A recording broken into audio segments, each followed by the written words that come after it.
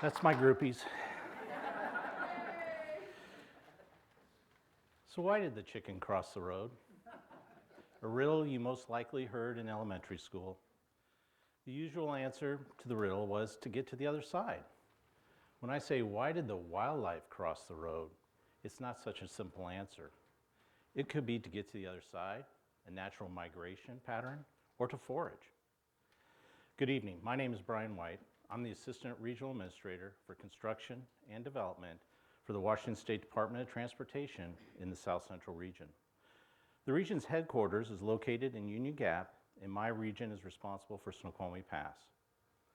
I will be discussing improvements we've been making on Snoqualmie Pass and why it's important to make sure wildlife can cross the road. I was born in Cincinnati, Ohio, and when I was in 4th grade, yes, that's me with the stylish do, my parents heard the call to go west, young man. They packed my brother and me in the Oldsmobile station wagon with the fake wood panel sides, and we moved to Bend, Oregon. Now, I'm going to come clean on this. I did not cause those dents in the car. My mother did. I graduated from Oregon Institute of Technology with a degree in civil engineering technology. And at the time, Washington State Department of Transportation was hiring. And most of the graduating class ended up working for the department in Washington. When trying to decide which region to apply for, I remember my father got out a map of Washington and pointed to Yakima and said, look, it's in the middle of the state, just like Bend, Oregon, and should be just like Bend. When I got here, I remember yelling at him on the phone that Yakima is no Bend, Oregon, and that he should stop making predictions looking at a map. But that was over 27 years ago, and I'm still here. I would like to let our younger members of the audience know this is a map, not your digital phone. I've worked for various positions in the Department of Transportation, from design, construction administration, and program management. However, my biggest challenge was being promoted to the I-90 Snoqualmie Pass East project director. I had opened a new office in Yakima that consisted of WashDOT and co-located consultant staff. The project we were in charge of delivering was improvements to I-90 over Snoqualmie Pass, a 15-mile corridor project that would expand the interstate from 4 lanes to 6 lanes, address road closures due to avalanche and rockfall, improve safety by reducing substandard alignment, and providing ecological connectivity. Yes, you heard me correctly, ecological connectivity. You know, as detailed in our 360-page environmental impact statement, along with our 2-disc appendices. I will not be selling those in the lobby, but you can get them online. An EIS is the highest level of environmental documentation you can do to analyze a project impact to the environment. However, let's not get ahead of ourselves. I need to go back to the beginning. In 1994, when the Northwest Forest Plan established the Snoqualmie Pass Adaptive Management Area, or SPAMA. The SPAMA goals are to protect mature forests and connect habitat to species moving north and south through the forest. These efforts were to ensure genetic isolation of the species did not happen. Genetic isolation occurs when organisms, or in our case, wildlife, has little genetic mixing with other wildlife of the same species. Over time, this can result in interbreeding and ultimately lead to extinction.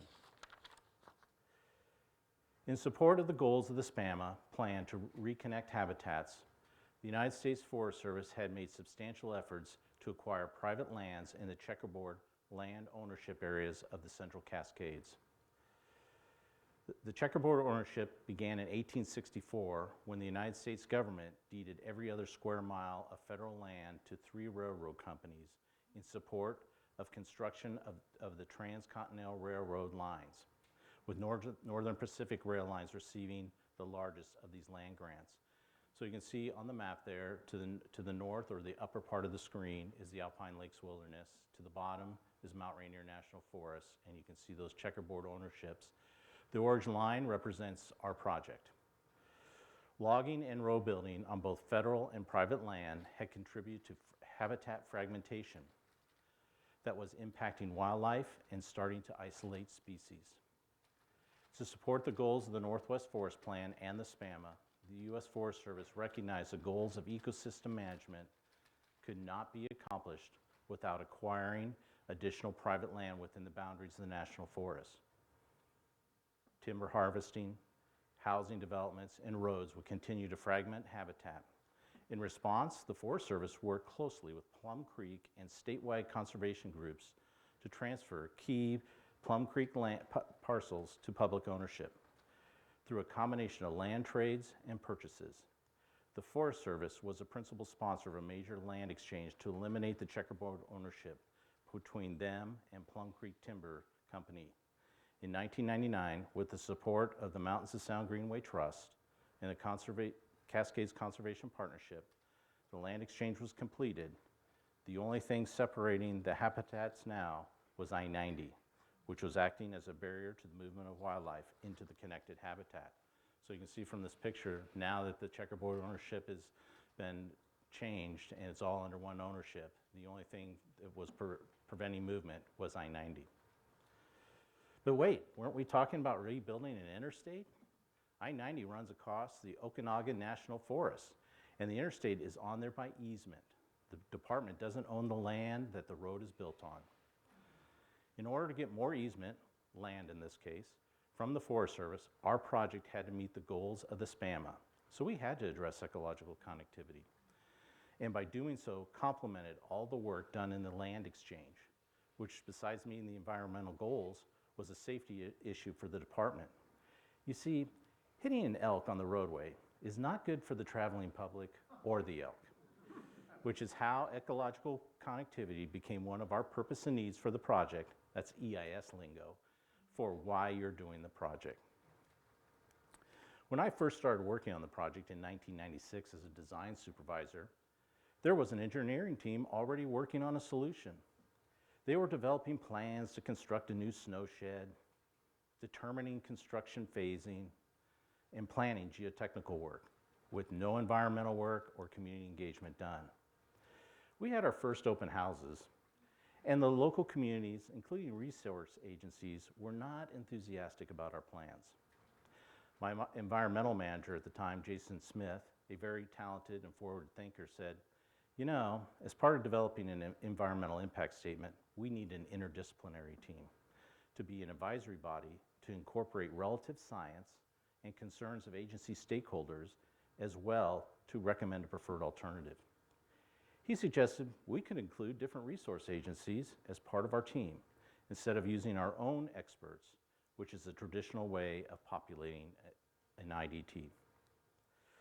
Besides Federal Highway Administration, we included the U.S. Forest Service, U.S. Fish and Wildlife Service, Washington State Department of Fish and Wildlife, Washington State Department of Ecology, Washington State Parks and Recreation Commission, U.S. Environmental Protection Agency, and the U.S. Army Corps of Engineers. So what the slide behind me is demonstrating is up in the, would be your left-hand corner or my right hand, is the IDT agencies that we brought on board to form that interdisciplinary team.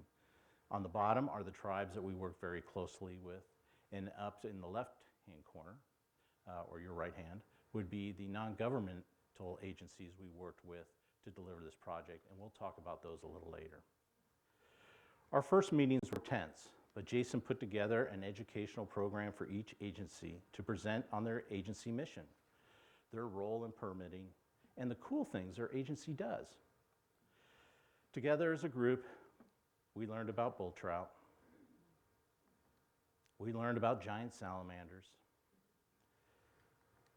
We learned about wetlands and old growth and mature forests. The department presented on topics from how to build a road, different bridges and roadway structures. As you can imagine, this took some time. There were good meetings, bad meetings, field trips, and agency meetings, but through it all, we came up with a preferred alternative. I've spoken about this project to groups big and small, engineering firms, and other DOTs. They always ask, What was the silver bullet to make all this happen? How did you all work together? I usually smile and say there isn't a silver bullet. We were a group of people that got together and realized it was going to take all of us to make this project work and accomplish the environmental goals. We had to listen to each other, put conflict on the table to discuss issues. For the most part, we were successful. Our IDT still meets today on a quarterly basis to discuss issues that arise during construction. The IDT also developed relationships with other people in the environmental community with interest in Snoqualmie Pass. That was the other part of the wheel I was showing you. These groups include Mountain Sound Greenway, Sierra Club, Conservation Northwest, I-90 Bridges Coalition, Forterra, and Central Washington University. As we were working through the environmental permitting, we determined we were going to need to purchase more property to offset some of our environmental impacts to mature forests and wetlands. We always try to avoid and minimize impacts to natural resources, and in the last resort, we create mitigation sites. However, in the Snoqualmie Pass area, there's not a lot of opportunity to find sites for mitigation. This is where our relationship with Forterra bear fruit. As they were looking to purchase 500 acres in the Cold Creek Valley that was platted for development in cabins. Some cabins were already established, but most remaining land was undeveloped and had high-value wetlands, mature and old-growth forest on it. Forterra only had minimal funding to purchase a property, which was located north of the Gold Creek Bridges and the wildlife undercrossing. So that shaded area is the 500 acres we were interested in purchasing. Obviously to the north, or the upper part of the screen, is the Alpine Lakes Wilderness.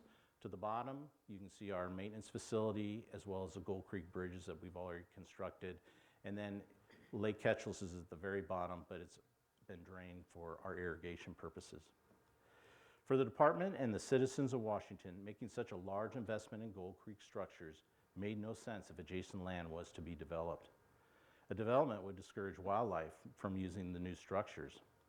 The department provided the funding gap, and we became owners of 450 acres, while Forterra became owners of 50 acres. While this was a great success and provided mitigation for most of the corridor, it took us another 10 years to give it to the Forest Service, with that deal taking place this year. A partnership no one anticipated when the project started, and one that helped the project and put land in public ownership. Another partnership that no one anticipated but was key was wildlife monitoring. If we were going to make a large investment in wildlife connectivity, where do we put the structures? How do we know that they will work? What happens if the structures fail? Working with biologists from the Forest Service and Department of Fish and Wildlife, we put our structures along traditional migration routes and where habitat was conducive to wildlife. But what if we were wrong? After visiting Banff Canada and Trans-Canada One and the work Parks Canada was doing with their wildlife structures, we learned that it first appeared their structures didn't work. They learned it takes 5 years for the structures to show success. Their recommendation to us was to do pre- and post-monitoring of wildlife movement so that a baseline could be established and changes made as the project progressed. So that's what we did. But at the Department of Transportation, we're engineers, and wildlife monitoring was new to us. So we worked with Western Transportation Institute, WTI, that specializes in road ecology and wildlife connectivity, and had worked closely with Parks Canada and Trans-Canada One to help establish their monitoring program. We worked with Conservation Northwest to set up a citizen monitoring program that went out and collected data to WTI. But the final piece of the puzzle came together with Central Washington University. They had students wanting to get their master's degrees in the very species we had on the project. Bull trout, frogs, salamanders, and other species. With all that data, we learned one important issue. Our wildlife crossing was in the wrong location. We had located the crossing at the end of Ketchels Lake, which is a good spot, but a better location was just down the road in the old rest area site. There was better habitat on both sides of the road, as well as the headwaters of the Yakima. So that's what we did. We moved the wildlife overcrossing about a mile east of the proposed site. So what are wildlife structures? By no coincidence, most wildlife moves along creeks and streams, and we were replacing the bridges that cross those water bodies with new, wider bridges to accommodate the new lanes. Older bridges were constructed in sensitive areas. The new bridges were constructed outside those areas and provide room for wildlife to cross underneath the bridges. In some areas, we were constructing bridges to allow wildlife the ability to cross over the interstate. But what does an overcrossing structure look like? We constructed our overcross structures with precast segmental arches. The arches are 3-foot wide segments placed next to each other to form a 150-foot wide overcrossing for the wildlife to use. The arches form two 36-foot tall tunnel openings, with one being 72 feet wide and the other being 60 foot wide for the traffic lanes. And this shows you the top of the overcrossing and that 150 foot that's available for wildlife to move over the roadway. We used concrete panels to form retaining walls that were backfilled with soils and surfacing to create a natural surface for the wildlife to walk on. Now, this is taken last year. We're not finished yet. In the next 2 years, we'll be planting that with grasses and native plants from the area. On top of the wall, we place an 8-foot precast wall to minimize head-like glare to wildlife on the crossing and direct the wildlife over the crossing. You also see there's 2 creeks labeled there. This is the big question that biologists hope to answer, is which structure did the wildlife want to use? Do they want to use those 2 undercrossings, or do they want to cross over the top of the interstate? So that'll be something we'll be researching. And then finally, this is the finished product, where you can see the wildlife exclusionary wall on top. It's kind of in the light gray. However, wait, how does wildlife get to the crossing to begin with? Besides putting the structures in locations where wildlife was already moving, we were also putting up fencing to funnel wildlife to the structures. I wanted to put in overhead variable message signs that said deer and elk this way, but was told by biologists that deer and elk can't read. In 2005, the transportation funding package funded the improvements for the first 8 miles of the corridor, starting at Hyack along Ketchus Lake to Stampede Pass Interchange. In 2016, the legislature funded the Connecting Washington funding package that provides funding for the next 7 miles from Stampede Pass Interchange to Easton. Once completed, we will have 15 miles of new interstate that will be 6 lanes from Easton to Seattle. So what have we seen from the cameras and the monitoring we have done throughout the corridor? At Gold Creek, we've seen bears. We've seen cougars. We've seen deer, and this is a deer actually using the undercrossing. We've seen elk, and we've seen pine marten. And of course, we've seen my favorite, the pika. We know there's wolverine in the area, and it is just a matter of time before the species start using the crossings. We've also seen some interesting human activity as well. Our cameras have solved a missing John Doe case, but to me has not solved a mystery that I've had since being a young boy growing up in Bend, Oregon. I'm an Eagle Scout, and I spent a lot of time in the woods camping and going to summer camp. And you see, I was hoping one of our cameras would catch a photo of the greatest players of the game of hide and seek. You see, I was hoping one of our cameras would take a picture, non-blurry picture of Sasquatch. No luck so far, but we have many years to go of monitoring. Thank you.